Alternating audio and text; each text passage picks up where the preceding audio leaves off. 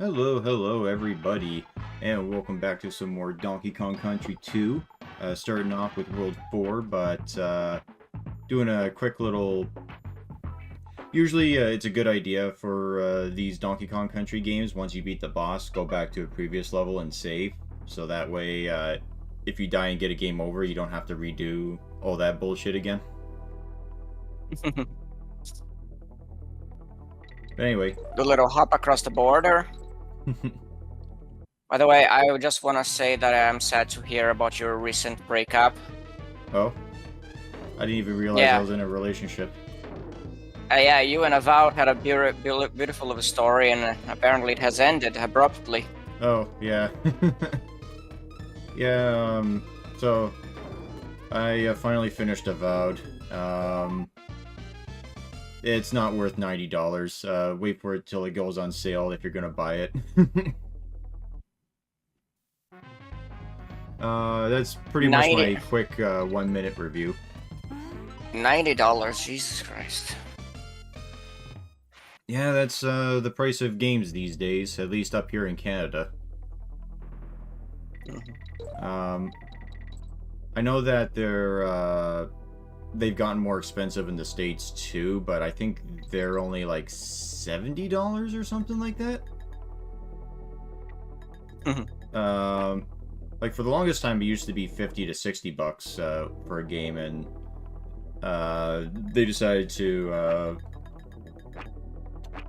just make it more and blame it on inflation, even though if that were the case, then they should have been going up steadily over the past like 20 or 30 years, as opposed to staying stagnant for that time and then jumping up by $5 every 2 years. It's so in general, like, prices should just be going down because it's because for us, most of the games don't even have physical media nowadays. You just have you just like you buy a copy. You buy a copy of the game on the store. What you find inside? A code for download. Yeah, it's annoying. But the thing that really pissed me off when they first started making cuts to games, and I died here because I'm looking for secrets, and this is one of those weird levels where sometimes you hop down a bottomless pit, and it's not a bottomless pit, it's a secret to a bonus room. I hate that kind of design. Yeah, it's not great. But anyway, yeah, the thing that really pissed me off when they first started making cutbacks was that they started making manuals bare bones basic, and then they started having manuals just be like a fold-out like flyer, and then they got rid of flyer manuals altogether. Sometimes it wouldn't be just even a menu. It's just like a. It was just an announcement of like a different service they had. Different service for the console. Yeah. Oh my god, I miss manuals so much. I mean, I have a copy of Sin and Punishment Star Successor for the Wii. Like it's beautiful. The manual there is thick to the point that you feel the weight in the box. It's beautiful. Yeah. I miss that so much. Yeah, it'd be nice. I enjoyed reading the menus. Yeah, I enjoyed reading the menus. Yeah, actually, you know, a common complaint that a lot of people say about NES games is like, oh, they're too confusing, I don't know what the fuck I'm supposed to do. You know how many questions that answers if you just read the manual? It's kind of sad because, like, back in the day, people didn't have in mind this idea of preservation of gaming, so they just would do stuff.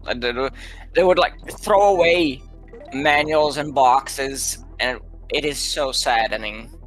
It is, and there's kind of a good reason for it. It was just because at the time games were not seen as like a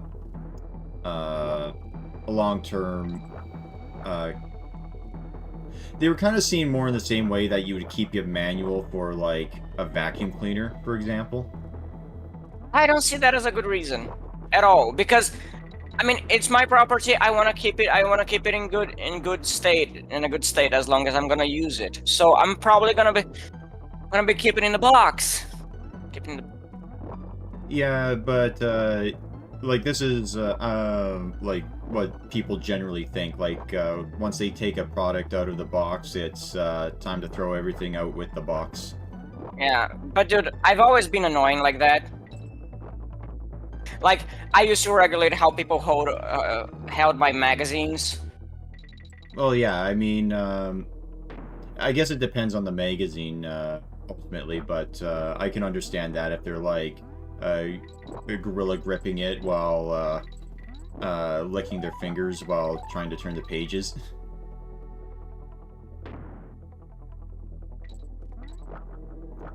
Which is something I never understood. Does licking your finger to turn a page like actually help with turning the page? I guess it's because it's humid. It sticks. It sticks more. That's a It theory, was a plot. but It was a plot point in Name of the Rose. what's the name of the rose?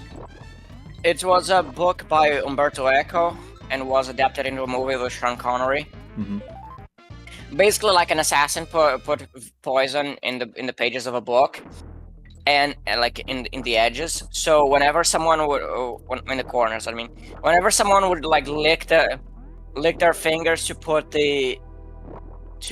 pass the page, they would get poisoned. So, moral of the story, don't be a degenerate, just learn how to fucking turn a page like a normal person. Yeah.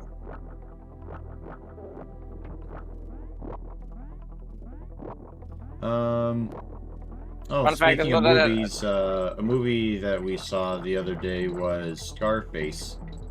And before anyone gets too excited, we're talking about the 1930s Scarface, not the technical remake from the 80s.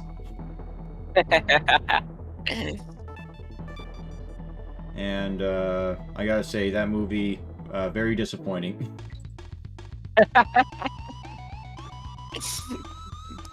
Almost as disappointing as the punch sound effect that they used.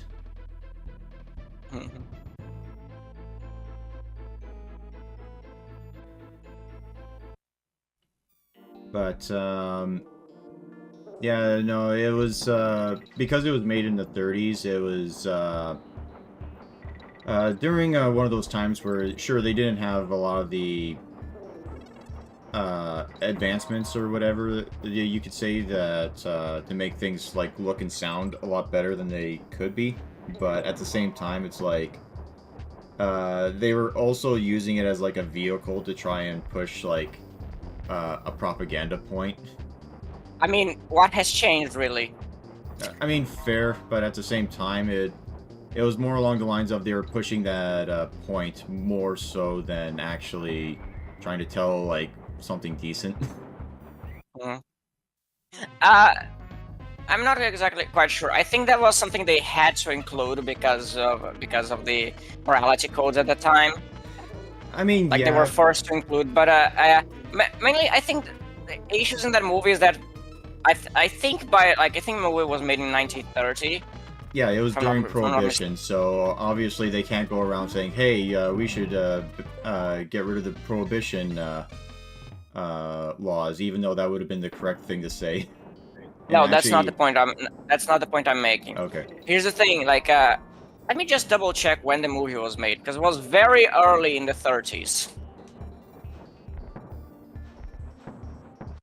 But no, to give people an idea what I'm talking about, there's quite literally a scene where the mayor of Chicago, he basically said to like a bunch of the other like cops and other senators and all that, basically saying what we need are more laws in order to crack down on Scarface, and the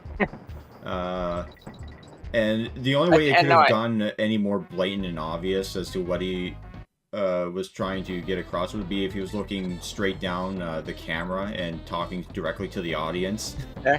And saying we need common sense can control.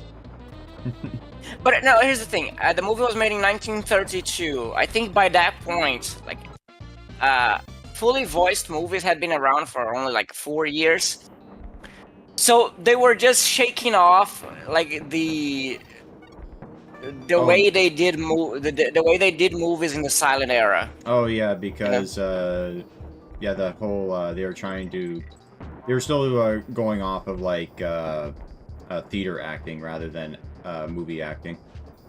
Yeah, I mean, in the silent era, the acting was still very theatrical because you couldn't get you just couldn't get away with like, yeah, I guess it was the way they find to convey the emotions of the characters in a limited media. But yeah, but in early 1940s they were still learning how to shake that off. So still there's a lot of oddities in the movie if you compare with what is today, like how silent some of the scenes are, that kind of thing. Yeah, that I don't mind so much, but a lot of the sound design that they do go with, like the aforementioned like punching sound effect, is the most limp-wristed fucking slap that I've ever heard in my life. Well, so were the punches, to be honest. Well, yeah, that's what I said. The punches were awful. Yeah, but like it's quite I imagine like if you imagine how the perspective was at that time, I imagine that the scenes, the level of violence that were displaying in the movie was probably something very new for the time. I don't know if I'm pronouncing it correctly. English is a retarded language. More shocking, I would say, is what you're getting at, right? Yeah. I could understand that because they had to put like 30 trigger warnings in front of the original Frankenstein movie because the monster might have been too grotesque and scary. Yeah, for 1930s. Even though it's just a dude in a square, basically head cap. Yeah. None of the I watched, like, besides Frankenstein, I also watched Dracula with Bela Lugosi, and none of those movies have aged very well. Like Well, I guess they were not ready to portray horror to its full scale at the time, so it was both in technical and what the in a technical perspective and what the audiences were willing to watch. Yeah. So there's a lot of the horror just comes out as very goofy, really. Like the scene with the little girl where she sinks like a rock. I mean, for the 1930s, maybe people were like shocked by that, but nowadays it's just laughable. Oh, I thought you were talking about Dracula, and I was just like, wait a minute, I didn't see Dracula. What little girl drowned? I remember that in Frankenstein, but... Yeah. I mean, it's kind of hilarious. First of all, that he throws her away, so what, 5 feet? Yeah, and she immediately drowns, like, face down in a puddle. She sinks like a rock. She doesn't even try to to swim. So like, what was the deal here? Like, was the girl made of lead and right at the edge, like, I guess like the edge of that lagoon was just like a cliff. Look, everybody knows that in old Germany, you wore your lucky lead boots wherever you went. Yeah. But, let's see. That's how we do in Prussia. Oh, there was also the, we've been watching She-Ra. You train the kids to have the strong legs. To be good soldiers. Yeah, we've also been watching She-Ra, and that's been something. Yeah. It's... I mean, we had just come off of Avatar, which is great. And then we hop onto She-Ra, which has such a mature-ish writing. Yeah, yeah. I mean, aside from the fact that they turned the ginger into a black guy again, because that's something they always do, and I never understood why. You just don't understand how much dyslexia is a problem in Hollywood. Yeah, that's fair. But yeah. But I'm impressed of how perhaps amateurish is not even the best word. Juvenile would be better.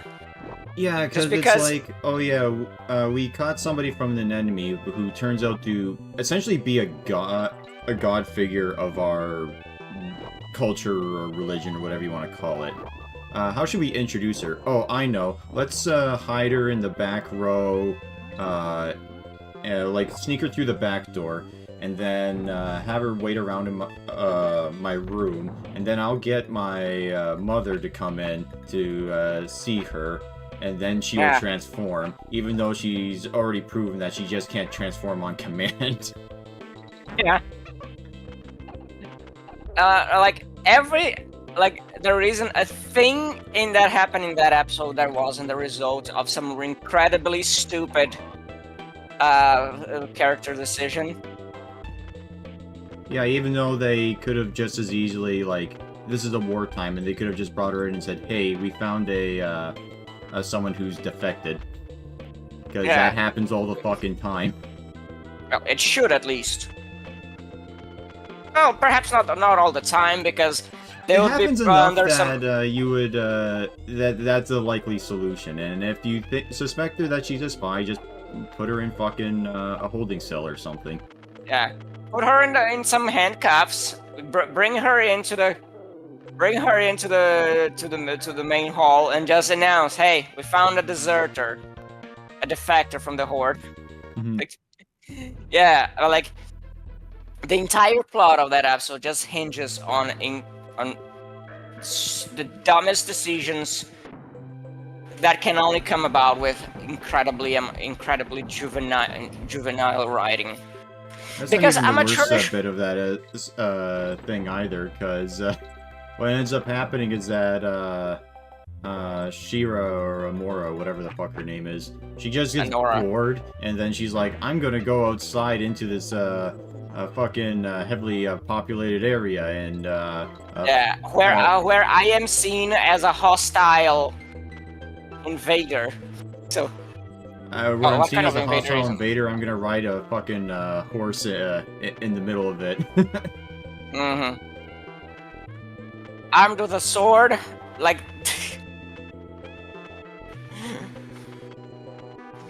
Goodness gracious. And people got paid to write that. So just remember, kids, you too can become a good writer. If you can aspire to hit that level. I mean, I don't know.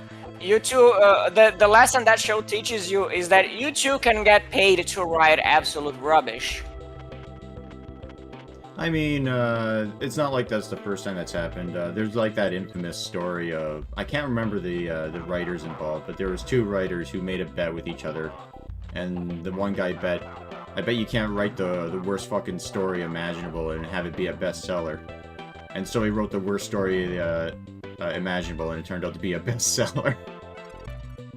Which was the story? I can't remember, but it was a funny story. Yeah, you'll have to look it up.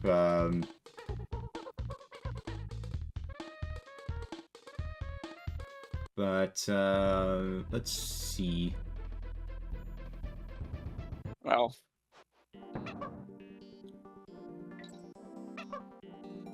I'm trying to think of recent bestsellers that could possibly be an analogy. Not counting Twilight and 50 Shades of Grey.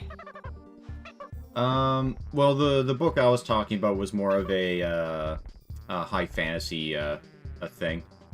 But basically, it just hit every single shitty trope that a high fantasy author could make.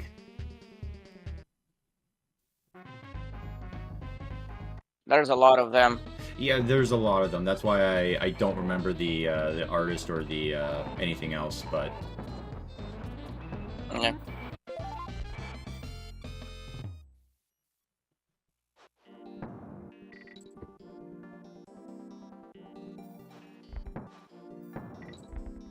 Oh, so, you want to hear something funny about my JavaScript class? Yes. Okay. So, for one of the assignments that we had to do, we had to make a game. And for those of you who know anything about JavaScript, if you're going to make a game, don't use JavaScript. It is literally the worst programming language you could use to make a game or anything. Did you get extra points in the game if the protagonist was an ugly woman? You'll have to pretend, because my game was you play as a square and you dodge other squares. So, I mean, if you want to pretend that your square character is an ugly woman, then go for it. I mean, I don't see why it could not. Have you seen of the female characters in recent media? In recent years? Well, Their jaws are pretty much their jaws are pretty much squares. That is true. But anyway, what was I gonna say? Oh yeah. So my one friend who he's an absolute genius when it comes to programming. Like I wish I had like his talent kind of thing. But he decided that for fun, he was going to make his game be a Wolfenstein clone. And I immediately told him right off the bat, that's very ambitious, especially for, like, this class and this assignment and everything, because it's just basically to get us more accustomed to the idea of how to get moving objects on the board and how to calculate, like, points and stuff. And he was like, no, I can do it. And then 2 days before it's due, he hits me up on Discord saying, okay, so I'm 650 lines into my code and I'm only a quarter of the way done. And I think the final product ended up being like 1,300 lines of code. Goodness. To be fair, it looks amazing and it runs really well from what I've seen. But man, like I said, don't use JavaScript. It sucks. But unfortunately, we all have to use JavaScript because for whatever fuck reason, we as a society decided that that's the best program to use when it comes to making websites.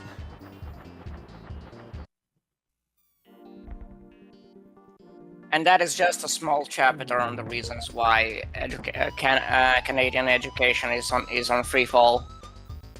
Oh no, it's not the JavaScript class that's in free fall. No. It's the fact that I don't know why. I didn't say JavaScript. I said Canadian education. No, that's the thing. Like, if you want to be a programmer, especially for, like, internet sites, you have to learn JavaScript. That's, like, a prerequisite because of the way that the internet is built. Yeah, I understand. I'm just making your analogy based on the points that you're using a terrible program for game designing, and the assessment was to make a game design. Why are you making me explain this? Because it didn't make sense. But no, when it comes to, I mean, it should have been make sense. It should have been making sense. Like I don't. Oh goodness. Look, I can tell you one of the big reasons why JavaScript sucks. Do you want to hear it? I got. Yeah, just. Yeah, go on. Okay, so in programming and I'm pretty sure like every programming language you can do this. If you want to make a variable be something, you have to like sort of write the parameter and then write equals whatever it is that you want it to equal. So let's say you want whenever the keyword apple is used, it equals 5. Now, I don't know the context as to why you want to do that, but, you know, just as an example.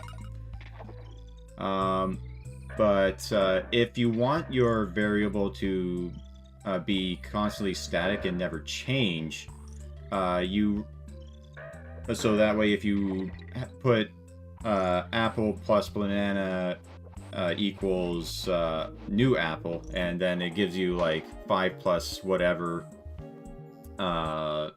to equal whatever the new variable for apple would be. If you don't want apple to change whatsoever, you would write it as apple equals 5. So that way, no matter how much math you do, the apple will always equal 5. You following me? Mm-hmm. Okay. Okay. So JavaScript has something similar where they have equals and equals for those types of variables. The problem is that JavaScript is so poorly compiled that equals doesn't work half the time. So you're then left to wonder, okay, so how do you make it so that way a variable always is what it is and never changes? And it's like, well, the designer of JavaScript thought of that. They decided to make equals a method to use.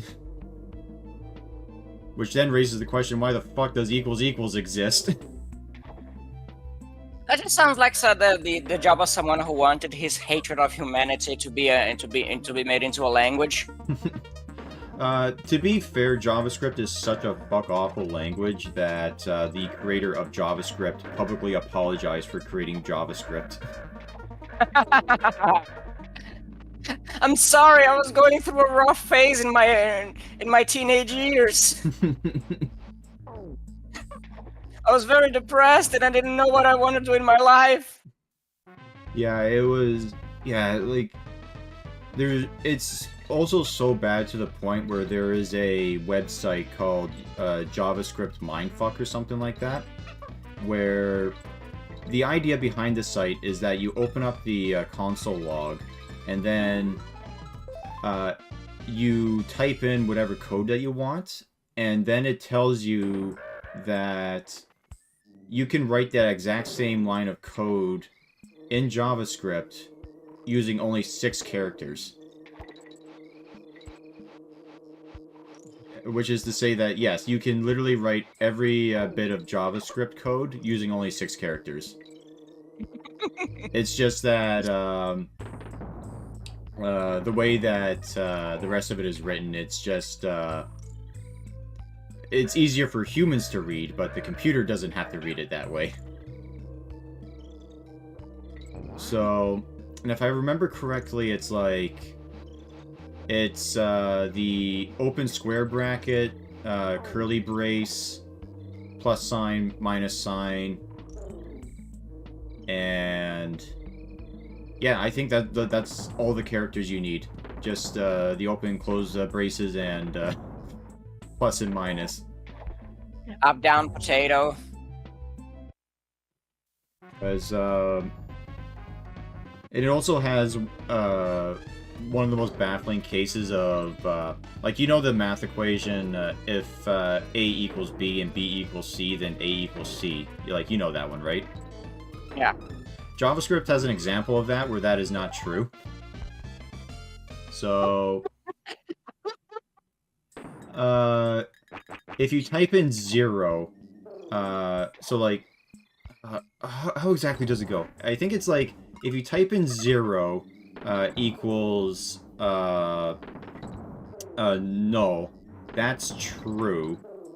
If you type in null equals an empty space, that's true. So therefore, if you type in like, oh fuck, what was the example that I gave?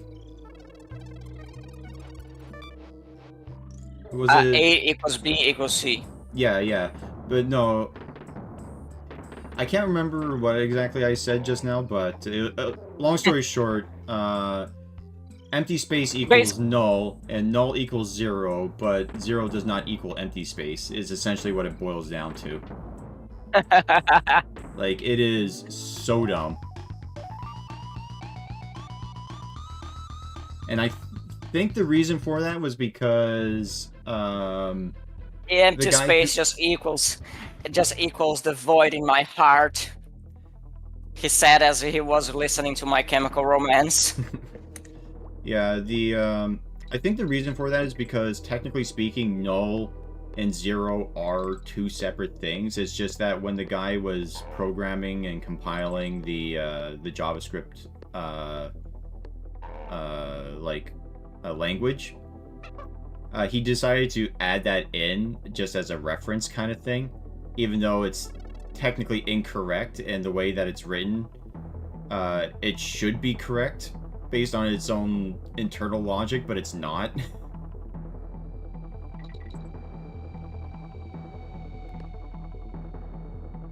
But what else was there?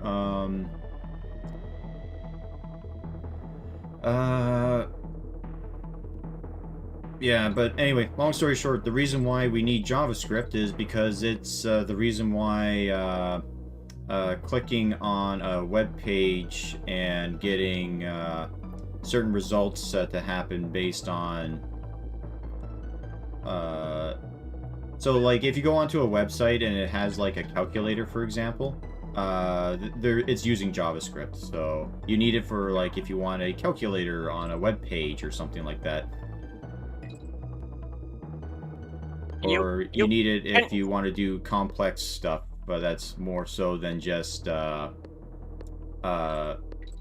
opening up a document or something, because that's essentially what a lot of web pages are. They're just very technical, like Word documents that you just pull up. Can you can't walk up you can't climb up and down on those honey walls, right? No, it's a fun mechanic, and I really like it. It's just that you're stuck to the honey, and so you have to do like a jump and then a back kind of thing if you want to go up, or you have to do the wall jumping back and forth.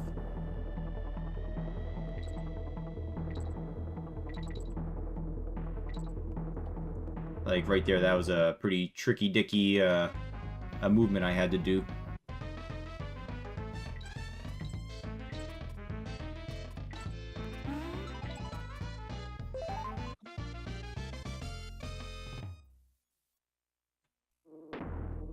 But yeah, for this next JavaScript assignment that I have to do,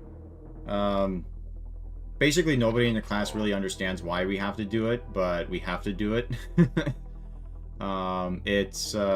We have to use like Ajax, which from my understanding, long story short, for what that does is, you know how when you type into Google and it does like an automatic filtering of like recommended searches that you might want to be going for? Yeah. Basically that. Mm-hmm. By the way, don't use Google. Google is evil and they deserve the asteroid. Use DuckDuckGo. They'll never betray you. I mean, you're not gonna find a perfect option anywhere, but just be mindful. Don't use Google. There are less evil options. I'm saying. You're never gonna find a good one, but essentially just don't go with the one that has a monopoly. Yeah. Because I think I probably mentioned this before on one of the channels, but or one of the videos, but in Canada we do live in a society where there are certain companies that have a monopoly on things. And I can tell you from first-hand experience, it is fucking horrible that one business owns a monopoly on anything. Yeah, because then they don't have to improve. Their servers can be garbage forever.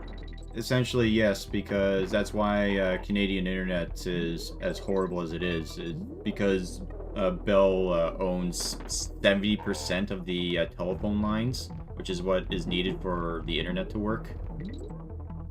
So, like, it's one of those things where we're just kind of getting, like, fiber cables in and getting internet speeds that aren't like 1 gigabyte download as like your basic that you start with.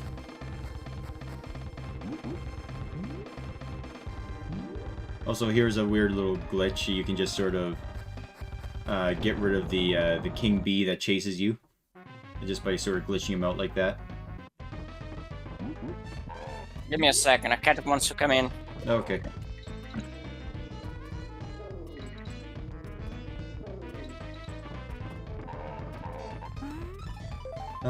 And it was Petra. What a surprise.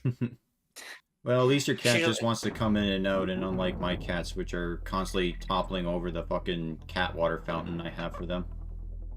I swear to I don't God, have to play by your rules, Dad. Hmm? I don't have to play by your rules, Dad.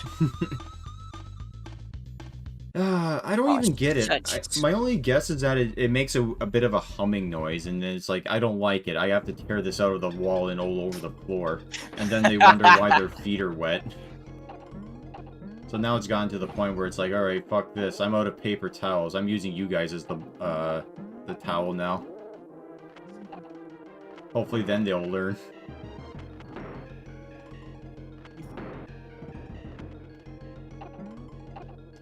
And what's even dumber is that when they knock the fountain, the little motor that pushes the water comes out of the little bucket that it's in.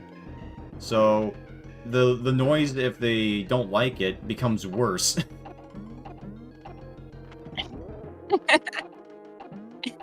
Oh goodness, she's such a...